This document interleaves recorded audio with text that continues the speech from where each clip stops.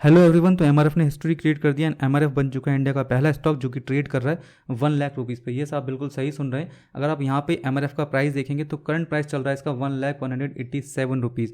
Yes, तो आपको अगर इसका एक शेयर बाय करना है तो आपको देने पड़ेंगे 1 लाख रुपीज़ यहाँ पर। तो दोस्तों इसने हिस्ट्री बना दी है, तो इसकी हम हिस्ट्री की बात करेंगे थोड़ा सा यहाँ पे, और इसके फाइनेंशियल देखेंगे थोड़ा सा, फाइनेंशियल्स इसके क्या है, एंड साथ में देखेंगे टेक्निकल एनालिसिस। अगर आप इसमें इन्वेस्ट करना चाहते हैं तो क्या इसमें आप इन्वेस्ट कर सकते हैं।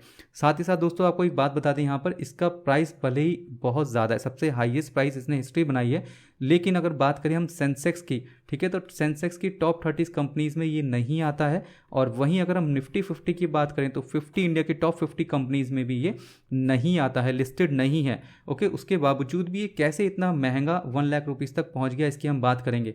वहीं अगर हम बात करें यहाँ पर इसके कंपैरिजन की, तो अगर हम इसको कंपेयर करें सेंसेक्स से दोस्तों, तो पिछले एक साल का अगर हम रिटर्न देखें सेंसेक्स का, तो यहाँ पे आप देखेंगे कितना है, 22% रिटर्न दिया है।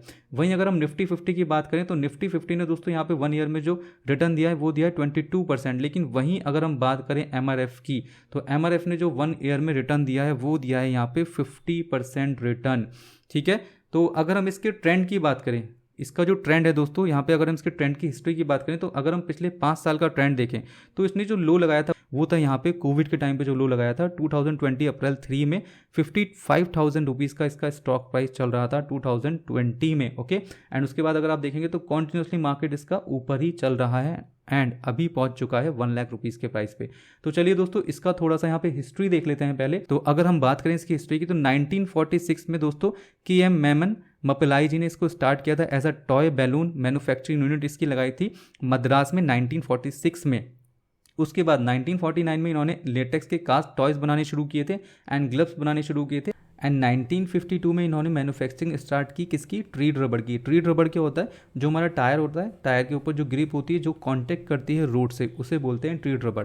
एंड विद इन 4 ईयर दोस्तों 1956 तक ये क्या हो गए थे, मार्केट लीडर हो गए थे इस ट्रीड रबड़ के विद 50% ऑफ शेयर। ओके, और भी दोस्तों आप इसकी हिस्ट्री जान सकते हैं इनकी वेबसाइट पर जाके। हम आगे बढ़ते हैं दोस्तों और बात करते हैं इसके फाइनेंशियल्स की। तो यहाँ पर अगर आप इसके फाइनेंशियल्स के डेटा देखेंगे तो यहाँ पे अगर हम इसके बात करें रेवेन्यू 2023 में, तो 2023 में जो रेवेन्यू है टोटल वो 23,000 का अभी तक हो चुका है। एनुअली हम बात कर रहे हैं यहाँ पे।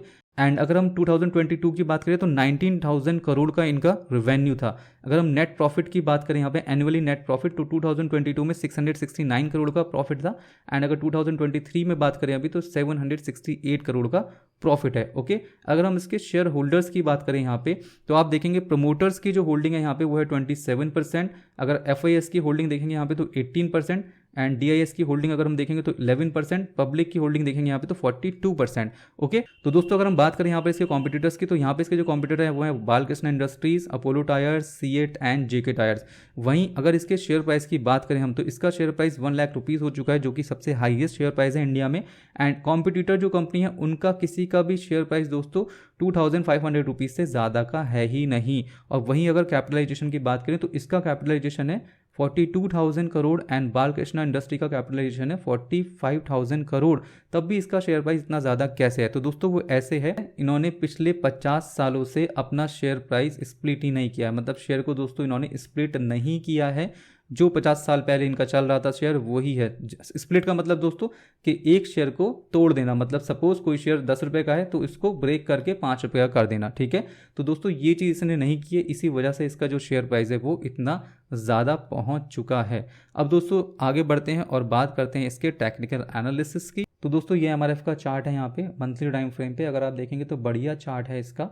तो यहाँ पर अगर आपको बाय करना है, देखिए लॉन्ग टर्म इन्वेस्टमेंट की हम यहाँ पे बात कर रहे हैं। अगर आप इसमें बाय करना चाहते हैं तो ये जो लो है यहाँ पर, ठीक है, इस लो के साथ 81,499 के अराउंड जो लो है इसका एसएल लगा के आप इसमें बाय कर सकते हैं। देखिए एसएल पता होना बहुत ज़रूरी है। ठीक है, तो ये आपका एसएल रहेगा इसमें। एंड दोस्तों यहाँ पे अगर आप इतना बड़ा एसएल नहीं रखना चाहते हैं तो आप इस कैंडल का हाई का एसएल मार्क कर लीजिए। ठीक है, जो कि अपना 1 Feb 2021 को हाई जो लगाया था इस कैंडल का मार्केट ने, तो यहाँ पे इसे मार्क कर लीजिए। ठीक है, और ये कैंडल क्लोज होने दीजिए। ये जो कैंडल बन रही है अभी, ये मंथली कैंडल क्लोज होने दीजिए। As a bullish candle close हो जाती है तो इसी कैंडल का लो कैसे लगा के भी आप होल्ड कर सकते हैं। अदरवाइज अगर बहुत कंफर्मेशन चाहिए तो यहाँ पर एक रीटेस्ट होने दीजिए, उसके बाद यहाँ पर आप इन्वेस्टमेंट कर सकते हैं। ठीक है, तो देखो लॉन्ग टर्म इन्वेस्टमेंट का दोस्तों इसमें सिनेरियो है, 1 लाख रुपीज़ का शेयर है, इतना इजी है नहीं।